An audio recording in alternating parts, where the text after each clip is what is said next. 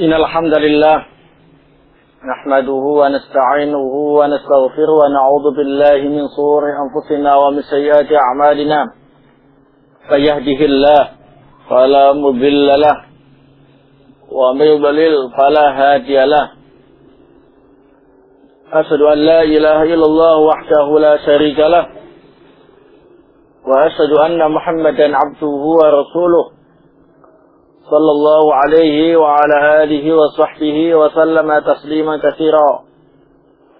Ya ayyuhalladzina amanu taqullaha haqqa tuqatih wa la tamutunna illa wa antum muslimun. Ya ayyuhan nasu taqu rabbakum alladzi khalaqakum min nafsin wahidah wa khalaqa minha zawjaha wa bassa minhuma رجالا كثيرا ونساء واتقوا الله الذي تساءلون به والأرحام إن الله كان عليكم رقيبا يا أيها الذين آمنوا اتقوا الله وقولوا قولا سديدا يصلح لكم أعمالكم ويغفر لكم ذنوبكم ومن يطع الله ورسوله فقد فاز فوزا عظيما أما بعد فإن أصدق الحديث كتاب الله وخير الهدي هدي محمد صلى الله عليه وعلى آله وسلم وشر الأمور محدثاتها وكل محدثة بدعة وكل بدعة ضلالة وكل ضلالة في النار.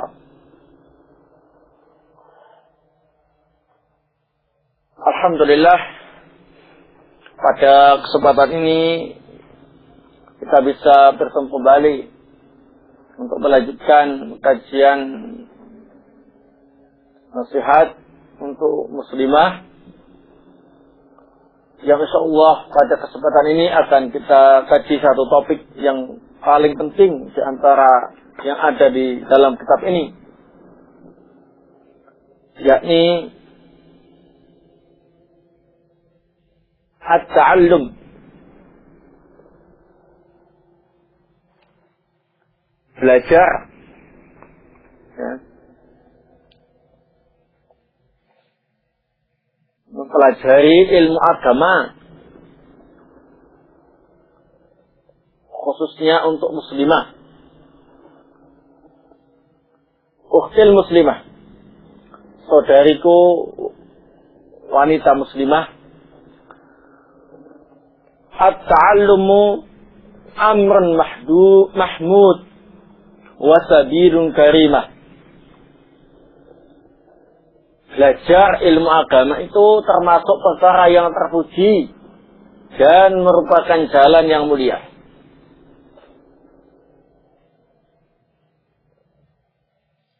Anis Syifa binti Abdullah qalat, dari As-Syifa bintu Abdullah, ia berkata, dakhala alaina an-nabiy sallallahu alaihi wasallam wa ana 'inda Hafsah. Nabi sallallahu alaihi wasallam pernah menemui kami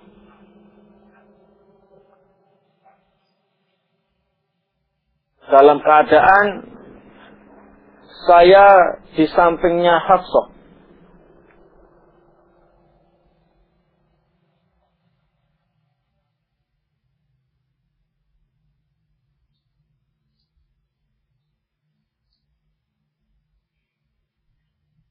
Faqala li, maka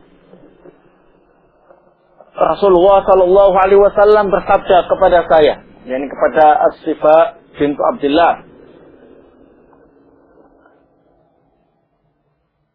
ala tu'allimina hadhihi, yakni Hafsah, ruqyatan namlati kama 'allamtiha al-kitabah. Rawahu Ahmad. Kata Rasulullah, wahai As-Syifa, hendaknya engkau mengajari Hafsah ini tentang ruqyah terkena sengatan namlah, semut. Bagaimana engkau sudah mengajari Hafsah tentang Alkitabah, tulis-menulis. Hadis ini diriwayatkan oleh Imam Ahmad. Dalam hadis ini terdapat faedah bahwa yang namanya belajar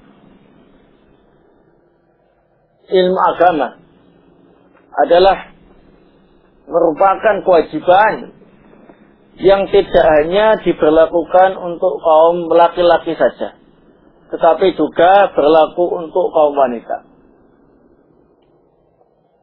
Samping itu, dalam hadis ini menunjukkan tanggung jawab seorang suami dalam mengkader istrinya, yakni dengan cara meminta Asy-Syifa bintu Abdillah untuk mengajarinya. Karena Hafsah adalah istri Nabi Shallallahu Alaihi Wasallam. Jadi tidak harus suaminya yang ngajar, ya. Kadang-kadang suaminya memang tidak bisa mengajar istrinya karena keterbatasan ilmunya atau karena keterbatasan waktunya, ya, sehingga tanggung jawabnya adalah dengan cara meminta seseorang untuk mengajari istrinya. Ya. Si Rasulullah memerintahkan Asy-Syifa bintu Abdillah untuk mengajari si Hafsah tentang ruqyah. Bacaan-bacaan doa-doa syar'i untuk pengobatan terkena sengatan semut atau yang lainnya, dan juga disuruh mengajari al-kitabah, tulis-menulis. Ya. Nah, memang pada zaman itu, pada zaman sahabiyat, semangat untuk menuntut ilmu syar'i di kalangan wanita sangatlah luar biasa. Ya. Jadi satu sama lain saling mengajari temannya, atau mereka terus langsung menimba ilmu dengan bertanya permasalahan-permasalahan agama dan lain sebagainya. Ya. Nah, laisal murad min at-ta'allum nail asy-syahadat wa bulugh ar-rabti wal husul 'ala al-wadhifati wal 'amal. Tujuan belajar itu tidaklah untuk mendapatkan syahadah, ijazah. Ya. Juga tidak untuk mendapatkan bulugh ar-rabti, pangkat atau jabatan tinggi. Wal husul 'alal wadhifah wal amal. Dan juga bukan untuk supaya bisa diterima sebagai pegawai atau bekerja di suatu tempat. Bal ma'rifata umuriddin wa idraka ahkamihi wa ijadata qiraatil Qur'anil Karim hatta ta'budal mar'atu rabbaha 'ala basiratin. Tetapi tujuannya ialah untuk mengetahui perkara-perkara agama ini, untuk mengetahui hukum-hukumnya, untuk bisa membaca Al-Quranul Karim dengan baik, sampai perempuan itu bisa beribadah kepada Allah Subhanahu wa ta'ala ala basirah, di atas ilmu dan dalil, di atas ilmu yang disertai dengan dalil yang kokoh. Kama anna min maqsudatit ta'allum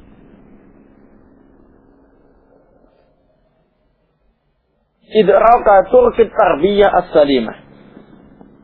Termasuk tujuan belajar ialah untuk bisa mengetahui bagaimana cara mendidik dengan pendidikan yang baik, yang selamat dari penyimpangan.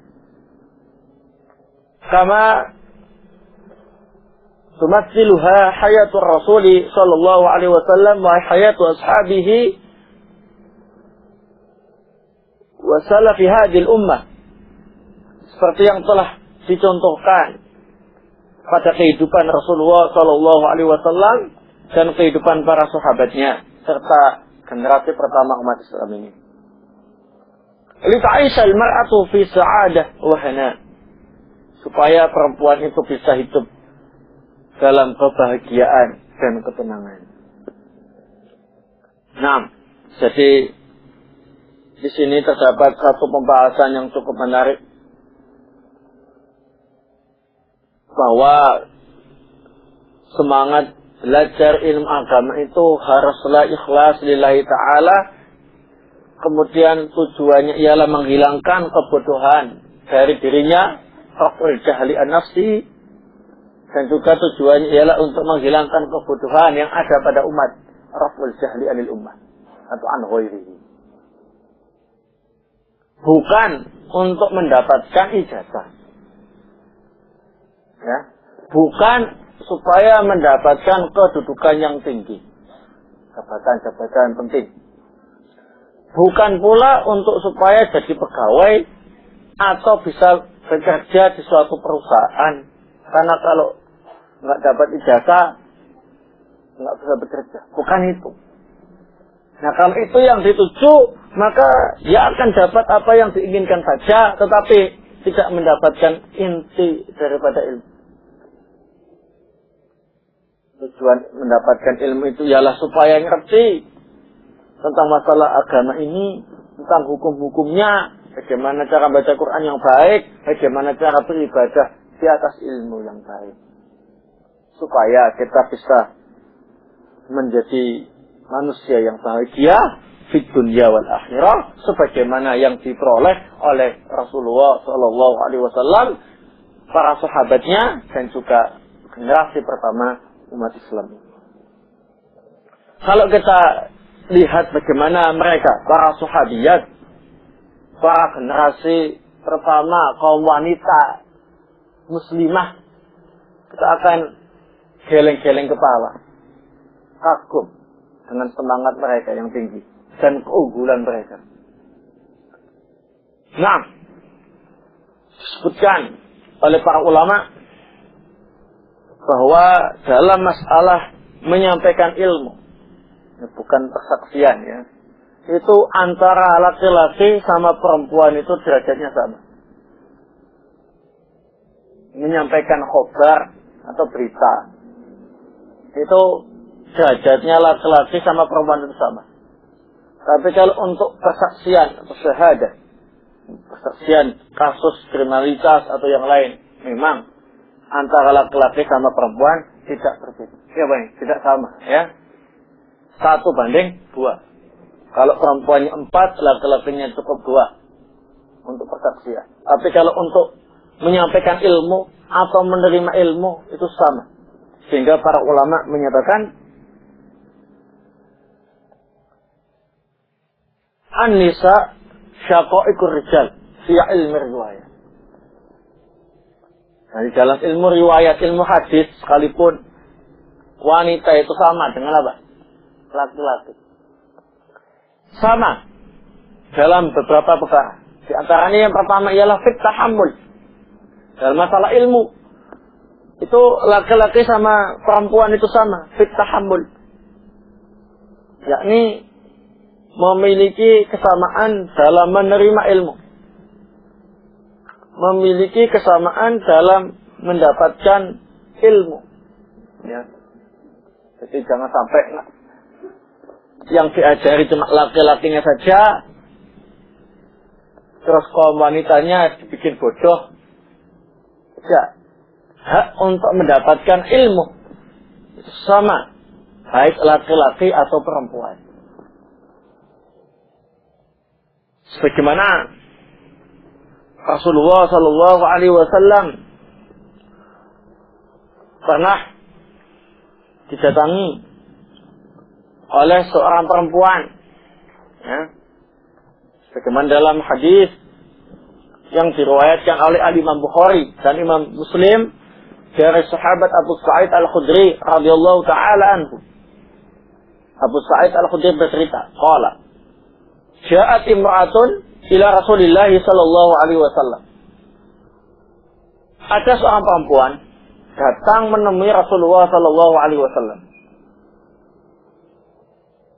Faqalat ya Rasulullah, dhaba rijalu bihaditsika. Wahai Rasulullah, enak ya laki-laki bisa membawa habis semua hadis-hadis Anda. Artinya enak laki-laki puas mendapatkan ilmu hadis dari Anda. Ya, ilmu agama ini dari Anda. Faj'al lana min nafsika yawman na'tika fihi tu'allimuna mimma 'allamaka Allah. Maka kami minta wahai Rasulullah, Anda menetapkan jadwal khusus untuk kami supaya kami bisa menghadiri majelis Anda dan Anda mengajari kami apa yang Allah ajarkan kepada Anda. Kita minta jadwal khusus ya Rasulullah. Ya, kaum laki-laki enak bisa leluasa menikmati ilmu-ilmu Anda. Maka kami minta jadwal khusus kajian ummahat untuk supaya kami bisa mengembangkan ilmu kami, ya, dan kami bisa menikmati ilmu Anda yang diajarkan oleh Allah Subhanahu wa taala. Faqala, maka Rasulullah mengatakan, "Ittabi'na fi yaumin kada wa kada fi makanin kada wa kada." Sudah, kalian kumpul di hari ini dan ini, di tempat ini dan ini. Dan jadwalnya itu hari ini tempat pembicara Rasulullah sallallahu alaihi wasallam. Ya. Fastama'na fatahunna fa'allamahunna mimma 'allamahu Allah. Maka Rasulullah pun mendatangi mereka ketika mereka sudah kumpul, kemudian mengajari para ummahat itu ilmu yang diajarkan oleh Allah Subhanahu wa taala kepada beliau. Ya. Nah, di antara yang disampaikan saat itu ialah berkaitan tentang masalah seorang wanita yang ditinggal mati oleh anaknya yang masih belum balik. Ya, kalau sabar dan mengharap pahala dari Allah Subhanahu wa taala, maka anaknya tadi itu menyebabkan orang tuanya terhalang dari azab neraka. Di antara ajaran yang disampaikan saat itu, ya. Nah, minta semangat, ya. Minta khusus. Gitu. Ya. Nah, sekarang ini kita juga sudah menyediakan taklim khusus akhwat wa ummahat. Walaupun sekarang juga ada yang hadir di kalangan ikhwan, ya. Nah, fasilitas semacam ini jangan kemudian disia-siakan. Kalau dulu sampai minta-minta, dan sekarang disediakan. Dulu minta-minta sampai turuti sama Rasulullah. Sekarang nggak usah minta, sudah disediakan. Kok malah apa? Nggak datang. Kok malah malas untuk belajar. Nah ini perbandingannya antara dulu sama sekarang. Bukan untuk diratapi, tapi harus segera dicontoh dengan baik. Ya, yang malas-malas keluar rumah itu untuk taklim maksudnya. Ummahat itu, ya, ini perlu mencontoh bagaimana para sahabiat yang begitu semangat belajar, ya, supaya rajin belajarnya, ya. Kasih taklim itu, ya, bersyukur, ya. Jangan kemudian malah nggak bisa kalau taklim pagi ini nggak bisa baca, nggak bisa lari pagi, ya. Nah, apa lari di tempat saja, ya. Nah, bisa diatur jadwalnya, ya. Nah, kemudian di samping mereka juga memiliki hak untuk mendapatkan ilmu yang sama dengan laki-laki, maka kaum wanita ini ternyata qad tasbiqul mar'atu rajul fil iltizam wa tafuquhu fi si'atil ilmi wal ibtila' wa takunu marja'an indal khisam wal ikhtilaf. Kadang-kadang justru perempuan itu lebih unggul daripada laki-laki dari sisi keilmuan. Bahkan kadang-kadang menjadi rujukan kalau ada ikhtilaf atau persengketaan dalam masalah ilmu. Bukan berarti semuanya laki-laki itu lebih pintar daripada perempuan. Tidak, kadang-kadang justru perempuannya lebih pintar daripada laki-laki. Kalau sahabiat dulu, kalau sekarang ya dilihat saja, ya. Nah, mari berlomba-lomba dalam meningkatkan kualitas ilmu kita, ya. Nah, di antaranya satu contoh mereka lebih dulu menyebut seruan dakwah Rasulullah Sallallahu Alaihi Wasallam daripada suami-suami mereka. Ya. Dalam hadis riwayat Imam Bukhari, Abdullah bin Abbas radhiyallahu taala anhuma bercerita, "Kuntu ana wa ummi minal mustad'afin, ana minal wildan wa ummi ma'an nisa." Kami dulu, saya dan ibu kami termasuk mustad'afin, orang-orang yang tidak bisa hijrah karena termasuk lemah, ya. Saya masih anak-anak saat itu, sementara ibu saya bersama dengan wanita muslimah lainnya yang sudah masuk Islam, ya. Disebutkan, wa kana Ibnu Abbas radhiyallahu taala anhuma ma'a ummihi minal mustad'afin wa lam yakun ma'a bihi ala dini qaumi. Yang saat itu bapaknya Ibnu Abbas masih berada di atas agama kaum. Di sini disebutkan oleh para ulama bahwa ibunya Ibnu Abbas yang perempuan itu mendahului suaminya dalam menyambut dakwah Rasulullah Sallallahu Alaihi Wasallam. Siapa nama ibunya Ibnu Abbas?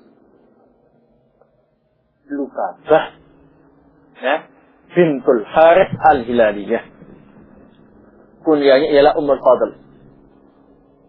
Nah, ini lebih cepat dalam menyambut seruan dakwah. Kalau sekarang ini kan mungkin laki-lakinya dulu, terus perempuannya diajak, ya. Nah, ini gampang sebenarnya. Kalau dulu, masya Allah, repot sekali, ya. Suaminya menentang dakwah, istrinya malah menyambut seruan dakwah. Ini lebih unggul berarti daripada laki-laki. Dari sisi apa ini? Cepat menerima seruan dakwah.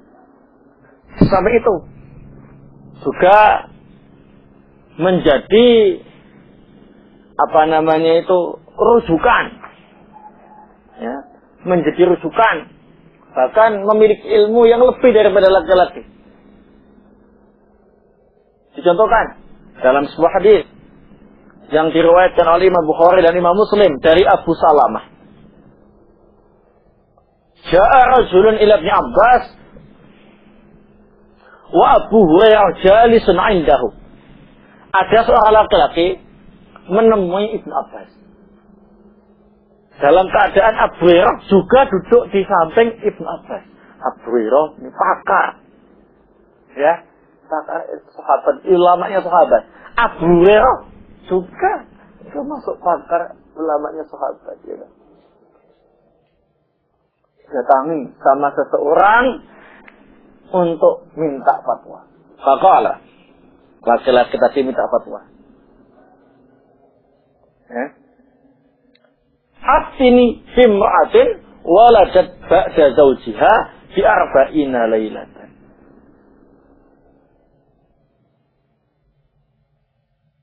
Saya minta fatwa tentang seorang perempuan yang melahirkan anak. Melahirkan anak. Waladat ba'da zawjiha fi arba'ina laylah. Setelah kematian suaminya 40 malam. Artinya sebelum 40 malam suaminya meninggal.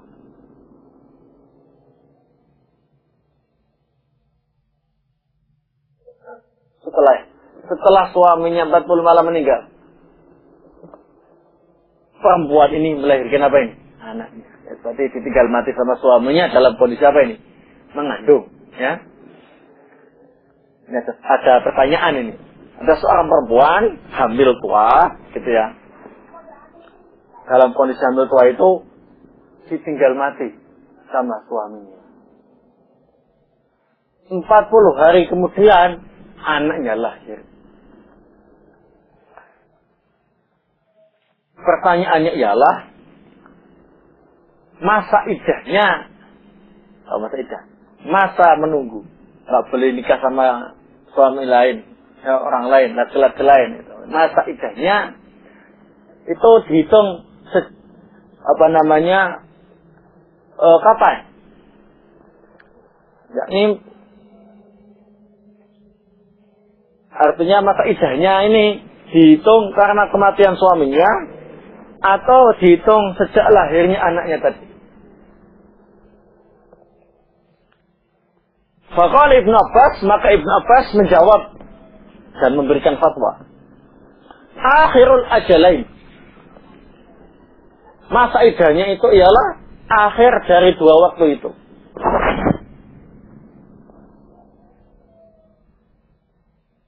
Qultu ana. Aku berkata, yakni Abu Salamah. Wa ulatil ahmal ajalahunna ayyadhna hamlahunna. Kalau menurut saya, kata Abu Salamah, masa iddahnya ya sampai lahir anaknya. Kalau lahir ya sudah boleh nikah sama orang lain.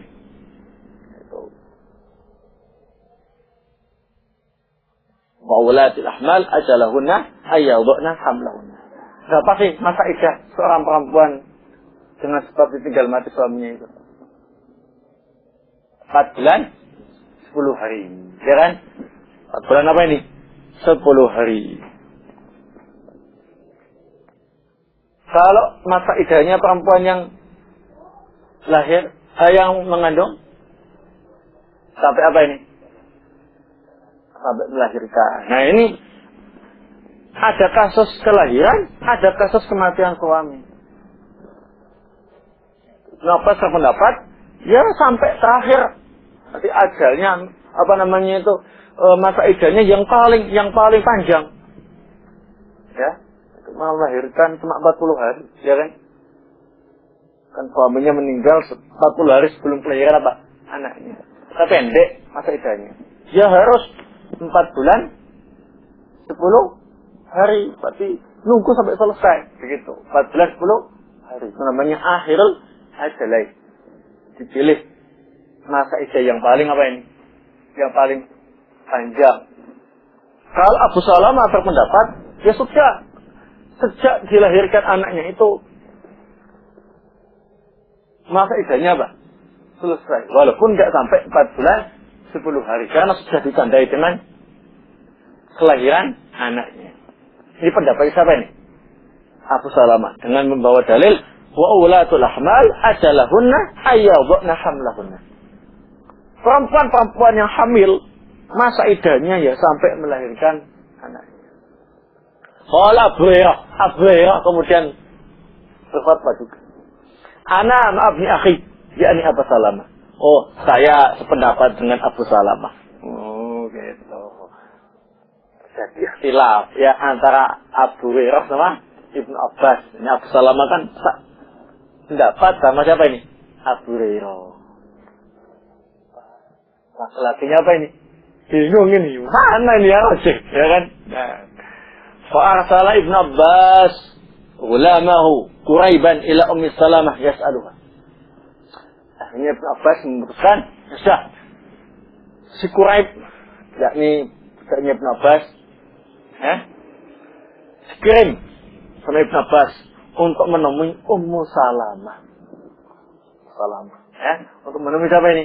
Ummu Salamah yas'aluha, untuk bertanya kepada Ummu Salamah mana yang rajih. Yang ikhtilaf ini laki-laki, pakar-pakar ulama sahabat, ya kan? Saling ngotot, ya kan? Menyatakan pendapatnya yang paling kuat. Sementara ini ada orang lain yang minta fatwa. Maka Ibnu Abbas memutuskan, ya sudah, kita kirim saja seseorang, yakni Quraib, ini Ibnu Abbas, untuk menemui Ummu Salamah, bertanya kepada Ummu Salamah mana yang rajih, mana yang paling kuat. Faqalat, maka Ummu Salamah pun menjawab. Salamah ya, perempuan yang jawabnya ya. Dengan dibawakan dalil. Qutila zawju Sabi'ah Aslamiyah wa hiya qublah. Telah terjadi peristiwa suaminya Sabi'ah Aslamiyah terbunuh. Dalam keadaan Sabi'ah al-Aslamiyah hublah, hamil. Fawadu'at ba'da mautihi bi arba'ina lailatan. Kebetulan Sabi'ah Aslamiyah ini anaknya lahir 40 malam setelah kematian apa ini? Suaminya. Ya sama ternyata ya. Fahutibat. Lalu Sabi'ah Aslamiyah ketika anaknya lahir dikhitbah, dilamar sama seseorang. Fa'angkahaha Rasulullah sallallahu alaihi wasallam. Maka Rasulullah sallallahu alaihi wasallam menikahkannya. Wa kan Abu Sanabil fi man khatabaha. Ini Abu Sanabil termasuk laki-laki yang mendaftar melamar Sabi'ah al-Aslamiyah. Saya tahu tadi. Mana pendapatnya yang rajih?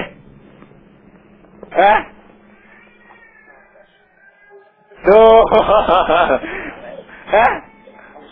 Abu Salama yang disepakati oleh Abu Hurairah. Jadi memang kalau ada perempuan yang ditinggal mati suaminya itu masa iddahnya 4 bulan 10 hari. Ya. Nah, tapi kalau melahirkan anak sampai lahir anaknya, ya. Nah ini mati anaknya lahir, dah yang 4 bulan 10 hari tidak dianggap. Yang dianggap ialah kelahiran anaknya. Misalkan suaminya mati 1 hari, ya, sebelum kelahiran anaknya, ya sudah masa iddahnya cuma apa? 1 hari, terus boleh nikah lagi, ya kan? Tetapi di sini faedahnya tadi itu Ibnu Abbas sama Abu Hurairah ini nggak bisa disatukan, ya, ikhtilaf dalam masalah ini. Rujukannya kemana? Ke Ummu Salamah.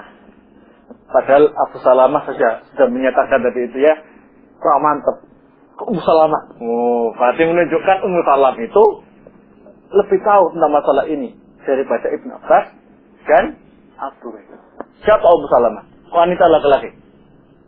Wanita. Menunjukkan wanita itu jangan diremehkan. Oh, ya. Begitu. Nah, seperti itu. Nah ini dalam belajar demikian.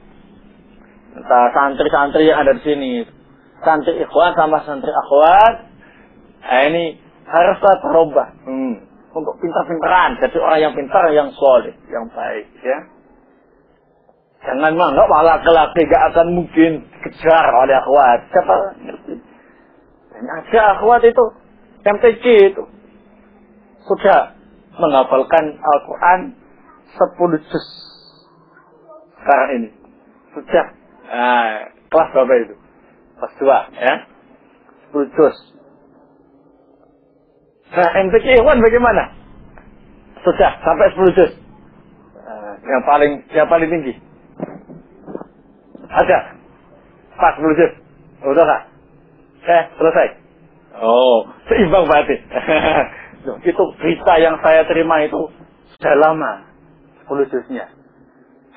Sekarang mungkin bertambah, saya nggak tahu. Atau 10 juz baru saja atau sudah lama? Baru saja, betul berunggul yang perempuan. Ya, nah begitulah. Nah, jadi jangan sungkan-sungkan juga ini faedahnya. Kalau laki-laki nggak ngerti ilmunya, untuk bertanya kepada apa? Perempuan yang berilmu. Jangan gengsi. Jangan gengsi. Ya. Jangan gengsi.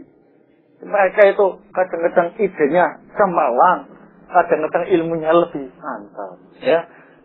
Kalau yang MTA antara ikhwan sama akhwat itu prestasinya masih bagus yang akhwat. Ya, sepanjang sejarah. Sepanjang apa ini? Sejarah. MTA loh. Nah, kalau MTQ kan belum tahu. Saya nanti akan tahu. Rapot-rapotnya tak tanya. Ya. Badi-badikan gitu ya. Nah, gitu. Ini. Kemudian yang ketiga. Termasuk yang perlu disampaikan bahwa seorang perempuan itu kadang-kadang memiliki ide yang cemerlang, ya, sehingga dia diperkenankan untuk bermunadharah fil ilmi baina rijal wan nisa. Artinya bisa untuk mendebat laki-laki dalam masalah ilmu. Kasusnya banyak sekali ya, seperti Ummu Fadl bintul Harith, ya. Siapa Ummu Fadl tadi? Ibunya Ibnu Abbas, ya. Ini ada kasus dalam hadis Bukhari Muslim. Ini orang-orang pada saat Arafah pada berdebat, ini Rasulullah puasa Arafah apa tidak?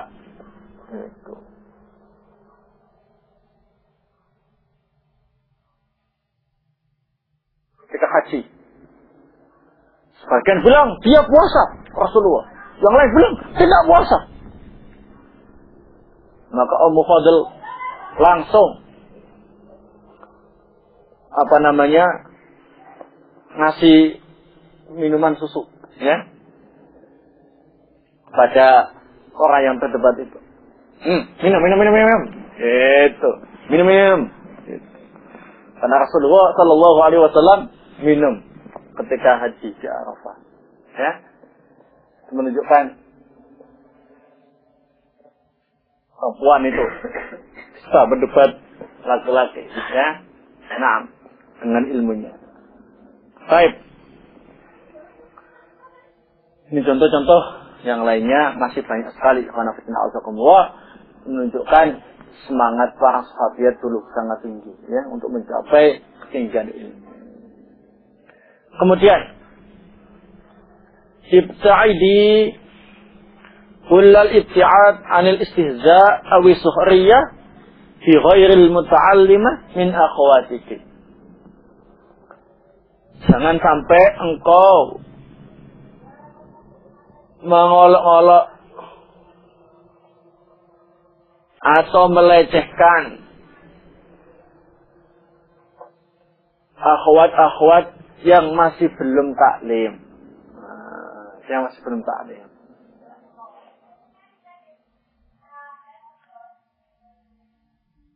Wa minat tarafu' ala man hiya dunaki fit ta'allum. Dan jangan sampai engkau merasa unggul, merasa tinggi di hadapan temanmu yang lebih rendah atau lebih baru taklimnya daripada kamu. Wal yakun tawadhu wa hafdzul janahi yasdadu fi irtiqaiki fi sulam ta'allum. Hendaknya engkau semakin tawadhu, semakin merendah diri ketika tangga-tangga ilmu sudah semakin tinggi engkau naiki, ya. Wa illa fa inna ilmaka wabalun alaiki. Fa inna ilmaki wabalun alaiki. Kalau tidak demikian, maka ilmumu nanti akan menjadi malapetaka bagimu sendiri. An Ka'b bin Malik radhiyallahu ta'ala anhu qala sami'tu Rasulullah sallallahu alaihi wasallam yaqul man talaba al-ilma liyujariya bil ulama aw liyumariya bil sufaha wa yasfu bihi wujuhun nas ilaihi adkhalahu Allahu an-nar. Dari Ka'ab bin Malik, semoga Allah Subhanahu wa taala meridhoinya, ia berkata, aku mendengar Rasulullah sallallahu alaihi wasallam beliau bersabda, barang siapa yang menuntut ilmu liyujariya bihil ulama, supaya bisa menandingi ulama, atau untuk mendebat orang-orang bodoh, atau supaya banyak orang yang mengarahkan wajahnya ke dia atau mau mendengar omongannya, maka Allah Subhanahu wa taala akan masukkan dia ke neraka. Hadis ini sahih disahihkan Al-Albani dalam Sahih Sunan Tirmidzi nomor 2138. 2138. Nah, ini penyakit yang harus dihindari oleh muslimah secara khusus dan muslimin secara umum. Yakni kalau dia itu sudah lama taklimnya, ya, banyak ilmunya, kadang-kadang itu timbul sombongnya, ya, muncul ujub, yakni membanggakan diri. Sampai-sampai yang belum taklim itu diejek, diolok-olok. Ada mereka masih belum dapat apa ini? Hidayah, belum tahu, ya. Mungkin dari satu sisi dia lebih baik karena dia berilmu, ini tidak berilmu. Tapi dari sisi yang lain, mungkin ini lebih baik daripada dia. Sehingga jangan sekali-kali punya sifat suka ngejek, suka ngolok-ngolok, suka merendahkan orang. Penyakit yang sering terjadi. Sudah sering taklimnya, sudah lama taklimnya, kok ada yang baru datang, taklimnya masih baru, diremehkan, direndahkan. Bisa jadi yang taklimnya lama, tahunan itu, dapatnya cuma sedikit. Ini taklimnya masih baru, dapatnya luar biasa banyaknya. Ini taklimnya sudah 7 tahun, dan mengikuti kajian salah 7 tahun.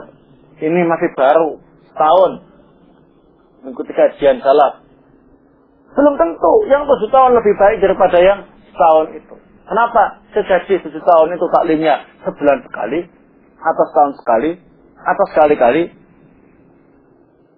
Jadi mereka taklimnya hanya menjadi pendengar budiman, tidak memahami, tidak mencatat, dan tidak tahu apa yang dimaksud. Jadi yang cuma 1 tahun itu taklimnya rutin setiap hari, siap paham dan menguasai, serta handal dalam masalah ilmu. Ini tentunya jangan sekali-kali, ya. Kalau semakin lama taklimnya, semakin tinggi tangga yang dinaiki dalam ilmu, semakin apa ini? Sombong, jangan, ya. Enggaklah, semakin bertambah ilmunya, semakin merendah, semakin tawadhu, semakin jadi orang yang baik, semakin hormat sama orang lain, ya. Termasuk yang hafalannya lebih banyak. Saya sudah hafal 10 juz, kamu berapa? Masih sama. Gitu, ya. Dikasih apa ini? Dari apa ini? Dari apa namanya? Kasih jari gelingking sama ibu jari. Meremehkan, merendahkan. Jadi yang 10 juz itu, dia bacanya nggak mungkin, dia nggak ngerti makna yang dibaca. Sementara ini yang cuma apa juz amma, bacaannya mungkin, paham tafsirnya, ngerti hukum-hukumnya. Lebih baik mana? Lebih baik yang ini. Jadi kok nyombongkan diri, jangan, ya. Jadi semakin banyak ilmunya, semakin merendah, semakin menghormat kepada orang lain. Lebih hormat, tidak melecehkan, ya.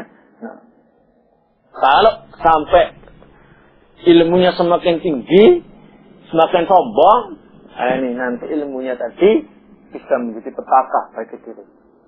Seperti orang yang belajar ilmu supaya bisa menandingi ulama, menjadi ulama andinya, ya, supaya bisa berdebat orang-orang bodoh, atau supaya memiliki pengaruh yang luas di kalangan masyarakat, tidak punya niatan ikhlas untuk mendapatkan ridha Allah, ya, tujuannya untuk kepentingan dunia tadi saja, maka adkhalahu Allahu nar, Allah akan masukkan dia ke dalam apa ini?